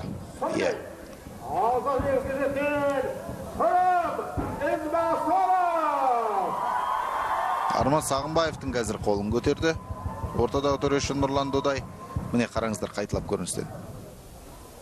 Бұл жерде Арман Сырымның қолтығынан құшақтап кетті. Бірінші аттан кім кетті, соған куә болайық. Бірінші аттан Сырым кеткен. Енді Сырым бірінші аттан кетіп отыр. Сырым аударып екпінімен, аттың екпінімен арғарай аттың мінекей үстіне шығып кеткенде Арман арғарай тартып кетті мінекей. Бұл жерде енді қарымта шабуыл. Төрешілердің шешімін күтейік енді. Ортадағы төрешілерден бөлек жарыстың бас төрешісі бар. Жарыстың бас төрешісі Нұрдәулет Момынов. Міне. Сырымды да тартып кетті Арман. Бұл жерде Арман құр кетпеген. Сырымнан да шабуыл болған, Арманнан да қарымта шабуыл болған. Қарымта әдіс қолдану деп есептеуге болады енді. Сырым Ізбасаров емес, бұл жолы Сағынбаев Арман Сағынбаевқа жеңіс беріпті. Дұрыс, жас баланың бағын байламау керек. Сырым асарын асап, жасарын жасақ болған палуан ғой енді. Қазір енді Амандор мен Біржан Қосалиевтің арасындағы белдесу, расменде осы екі палуанның қай жеңгені финалға шығатын өздеріңіз жақсы білесіздер. Сонымен Біржан Қосалиев, Амантур Минурулло. Біржан Қосалиев жеңсе, онда ақтық бәсекеде Арман Сағынбаевқа қарсы өнер көрсету керек, Міне Амантурда жұлып алып Біржан. Ердің басынан ұстап тұр, білегін. Таза жеңіс берді. Білегін сүйеп алған екен Амантур. Әрине енді Амантурды түсінуге болады. Өз елдерінде, Қырғыздың жерінде көбінесе енді ердің басынан бұлар көп ұстайды ғой енді. Мінекей Қосалиев жеңіске жетті. Қосалиев Біржан осылайша жеңіске жетіп отыр. Сөйтіп ақтық бәсекеге жолдама алды. Енді ақтық бәсеке Біржан мен Сырымның арасында өрбейді. Өте қызықты бәсеке орын алуға тиісті. Әрине, Сырым мен Арманның арасындағы белдесуде өте тамаша болды, бірақ ортадағы төреші Нұрлан Додай, жарыстың бас төрешісі Нұрдәулет Момынов барша төрешілер алқасымен бірге жиналып бұл жеңісті Арманның еншісіне жазып берді. Әрине, көп адам сырымға қиын болды, сырымнан обал болды деп айтуымыз да мүмкін. Өте мықты, ешқандай жеңіліске қимайтын палуан ғой сырым. Бірақ десек те осындай Арман Сағынбаев сияқты жігіттердің бағын байламай, осылай кішкене қолдау көрсетіп шығарып беріп тұрған дұрыс. Меселін қайтармау керек бұндай жас балуан. Қайтармай, және Арман Сағынбаев та ешқандай сескенбей, өз әдісін қолданып, яғни еркін күрес өнерін көрсетті. Иә, міне қазір енді. Егер сырым жеңілсе, оның ақсын Біржан алатын шығар. Екеуі бір ауылдың балалары, ағайынды батырлар дегендей. Сондықтан көрейік қазір. Ғани Ахметбаев ағамыздың өзі түсіпті. Біржанның өз шәкірттерінің күресін көріп тұра. Біржан міне жабысты қазір, белбеуге жетті. Бірақ Арман белін беріп қойып, еркін жүр аттың үстінде байқасаңыз. Бұл да өзінің дайындығы шығар. Өзінің дайындығы, өзінің әдісін қолданып отыр, мінекей аяқты көтеру. Иә. Аяқты көтеріп тастау әдісін қолданғысы келеді. Арманның да тақым өте мықты палуан. Өздеріңіз көріп тұрсыздар, мінекей белін беріп қойып жүр. Оп-оңай белін беріп қойған. Қадірлі телекөрермен, тағы бір естеріңізге сала керек. Бұл аударыспақтан өтіп жатқан Азия чемпионаты және Азия чемпионатының түйе палуандық бәсекесінің соңғы белдесуі. Ақтық бәсеке Сағынбаев Арман мен Қосалиев Біржанның арасында өрбіп жатыр. Және бүгінгі біздің студиямызда қонақта ұлттық спорт түрлерінен Қазақстан Республикасының аға жаттықтырушысы Нұркен Байбуриев мырза. Міне қазір екі палуанда бір-біріне шабуыл жасар емес, екеуі де белбеуге жабысып алған. Арман Сағынбаев тіпті үзеңгіге де жабысып тұр дәл қазір. Біржан Қосалиевтің аяғын үзеңгіден шығарып атынан аударып жіберуге дайын тұрғанын көріп отырмыз. Мінекей белдесу барысында ат қапталында жатқанында 15 секунд ішінде әдіс қолданбаса, екі палуанды қайта тұрғызып жібереді. Мінекей екеуіне дауыс ескерту берілді.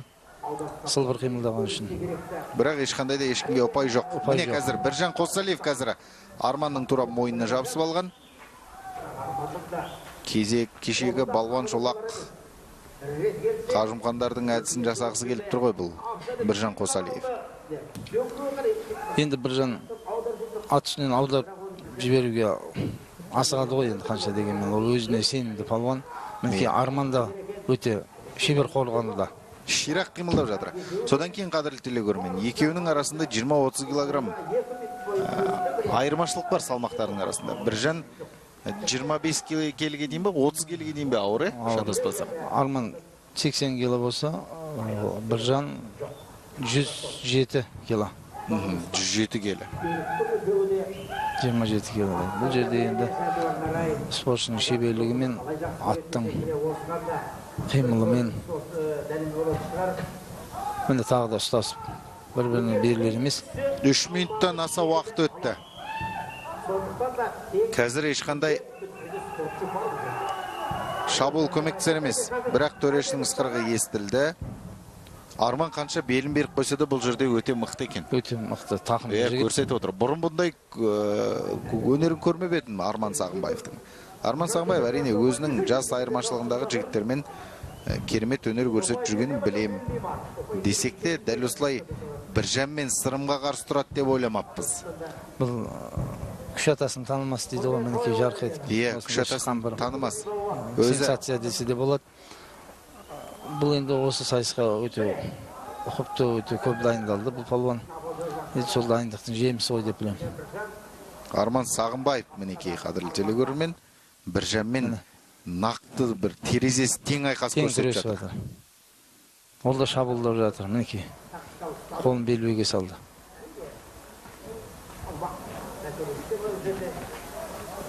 Астананың аспанынан төгілген жауын екеуінің терін басып тұр қазір енді былайша айтқан кезде.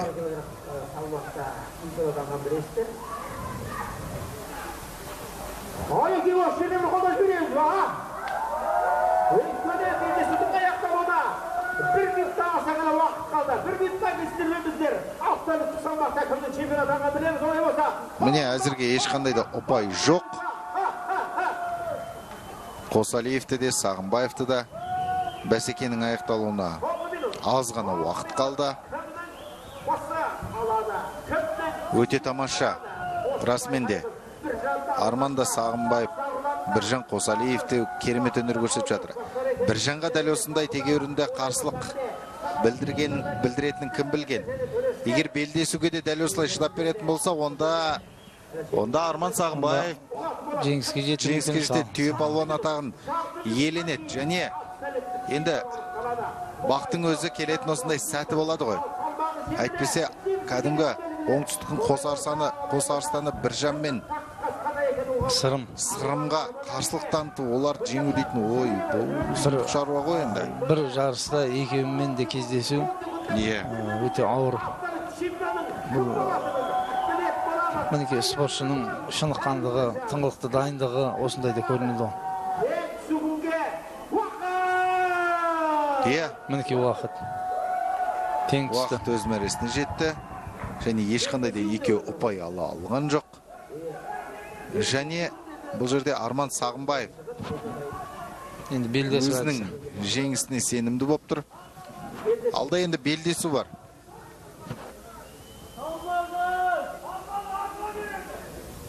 Бүкіл жанкерлер салмақ азға беру керек деп айқайлап жатыр. Бірақ ереже аты ереже, бұл жерде белдесу әдісі. Белдесу әдісіне де 5 минут уақыт беріледі. Белдесу әдісінде кім қолы шығып кетсе, яғни әдіс жасаса, сол палуан әрине ұтады. Ал тең түскен жағдайда салмағы жеңіл палуан жеңіске жетеді. Көрейген, тағы да бір 5 минут алда айқас болғалы тұр. Белдесуде бекем болғаны абсолютті чемпионатынан. Жалпы Азия ойындарының абсолютті чемпионы кім десе, ол бұған дейін Біржан болатын.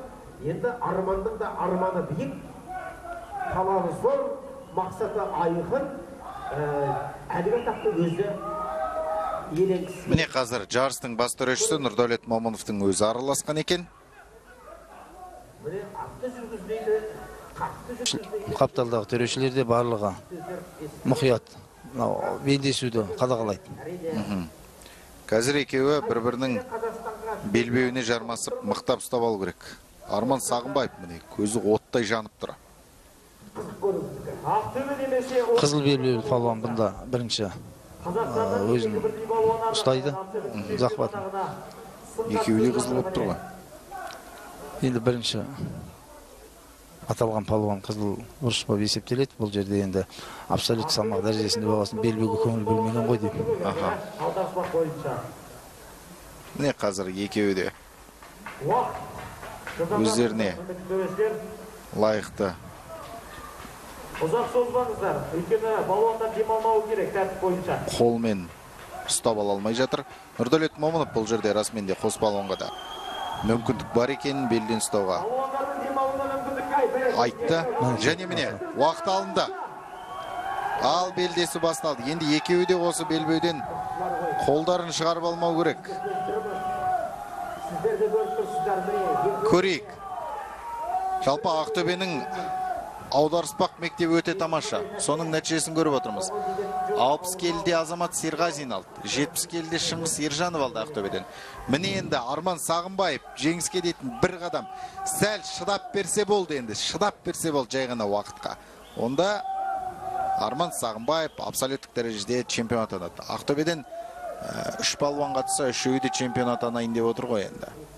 Жылда Біржан, Сырым алып үйреніп қалған біздің көзге бұл бір кішкене қызықтау көрініп тұр әрине. Қадірлі телекөрермен. Ақтөбе мектебі соңғы 3 жыл, 4 жылда осы аударыспақ спортын өте қолға алды. Спортшыларды таңдады. Мінекей Нұрлан Додай бар, Темірхан Иманғалиев бар, Абат Аймағамбетов бар, баршасының басшысы болып отырған Бақтияр Төлеуовтер бар. Міне сондай азаматтардың еңбегі, жақсының жақсылығын айт нұртасын дейтін қалыппыз ғой. Сондықтан қазір міне атта әдемілеп жатып алған, бірінші болып атынан аударуға қарсыласын Арман Сағынбаевтың толықтай мүмкіндігі бар. Арман Сағынбаев бұл жерде осындай тактиканы қолданады, ешқандай да шабуыл жасауға мүмкіндік бермейді қарсыласына. Міне, көріп отырсыздар ғой, енді саналған аз ғана секундтар шыдас берсе болды. Аттарын қозғауға қазір екеуі де қимай тұр. Екеуі де тәуекелге барғысы келмейді. Бірақ Біржанға барынша тәуекел ету керек. Егер Біржан тәуекел етіп қарсыласын атынан жұлып алмайтын болса, онда жеңіс автомат түрде Арман Сағынбаевқа беріледі. Өйткені 27 келі жеңіл өзінің қарсыласына қарағанда. Екеуінің де белдері өте мықты екен. Қараңыздаршы, кәдімгі атан түйе қайыстыратындай күштері бар ғой екеуінің. Өте күшті палуандар. Қосалиев Біржан қара күш иесі. Арман да өте шымыр палуан екенін көрсетіп отыр. Елу секунд өтсе, дәл осы тренердің болсақ, жеңіл салмақтағы палуан жеңіске жетеді. Яғни Арман Небәрі жарты минут қана уақыт қалды қазір белдесудің аяқталуына. Бірақ Арман Сағынбаев қазір Біржанды атынан тартып бара жатқан секілді. Арман да бермейді, Біржан да міне. Екеуі де бір-бірінен ешқандай ұпай ала алмай жатыр. Сонымен 2 минут 46 секунд. Біржан тіпті Әзірге 2 минут уақыт қалды, 3 минут артта қалды. 3 минут артта қалды, 2 минуттардан кейін Қазақстан чемпионы анықтайды. қарсыласын атынан жұлып алуға ешқандай да ынтызарлық білдірер емес. Шаршаған секілді Біржанды. Енді үзіліссіз 8 минут күресу палуанға әрине оңай емес.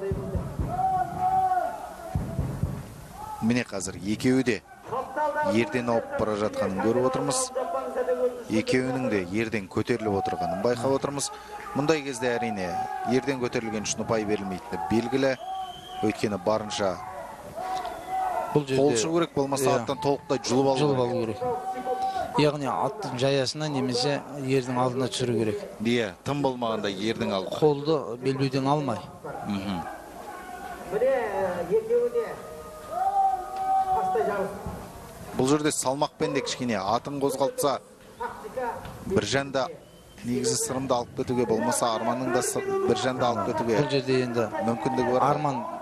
Арманды көріп тұрмыз, толық қорғанысқа көшкен. Енді позиция сол, негізгі тактика сол. Тактикасы өте шебер. Енді Біржан оның сол қорғанысын бұза алмай жатыр. Қорғанысын бұзайын десе қолын шығаруға болмайды. Қолын шығаруға болмайды. Әттең қолдың келтесі ай деп тұр ғой енді бұл жерде. Атты жүргізейін десе, ол да өзі қауіптенеді. Арманның қорғаныста жатып шабуыл жасап кетуіне ертімен. Мінекей соңғы секундтар өтуде. Бұл енді күтпеген жағдай. Қадірлі телегөрмен, сәл ғана шыдасақ, 15 секунд. Шыдасақ бір сенсация орын алуы мүмкін. Арман Сағынбаев егер Азия біріншілігінің түйе палуаны атағын жеңіп алатын болса, онда бұл жаңа Нұрекең айтпақшы расымен де сенсация, қадірлі телегөрмен. Сонымен төрешінің ысқырығын күтеміз. Қалай болар екен? Уақыт, қадірлі телегөрмен, және сенсация, ел күтпеген жағдай. Арман Сағынбаев Азияның абсолюттік салмақ дәрежесінде, яғни түйе палуаны ең үлкен жүлде 2 миллион теңгені иелік етіп жатыр. Міне Біржан Қосалиев өзінің інісіне жарайсың деп арқасынан қағып жатқанды көрдік. Бұл да бір қуантатын жағдай. Палуанның жеңгенін мойындау, ол да жеңіс. Дұрыс айтасыз. Мойындаудың өзі үлкен жеңіс. Абат Аймағамбетов мінекей жаттықтырушысы өте қуаныш үстінде. Темірхан, Мейрамбек, Нұрлан барлығы қуанып жүр. Өте керемет, қадірлі телегөрмен, міне қайталап көріністі байқайық. Осылайша бізде көрсетілімнің өз мәресіне таядық, қадірлі телегөрмен. Ел күтпеген Біржан Қосалиев пен сырымыз басар бірдей Арман Сағынбаевқа есе жіберіп отыр. Бұл жерде есе жіберді деп айтуымыздың өзі қиындау. Өздерінің інілеріне бағын ашып, жолын ашып жүрді десек те болатын шығар. Жолын берді. Яғни болашақта келешекке жолы ашылып, Сағынбаевтың тәжірибесін ары қарай шыңдауына өте жол ашылды. Өте тамаша. Енді біз қадірлі телегөрмен кезекті осындағы әріптестерімізге береміз. Және жарыстың бас төрешісі Нұрдәулет Момыновтың пікірін тыңдаймыз. Ал бүгін біздің студиямызда қонақта болған Қазақстан Республикасының ұлттық спорт түрлерінен аға жаттықтырушысы Нұркен Байбөреев.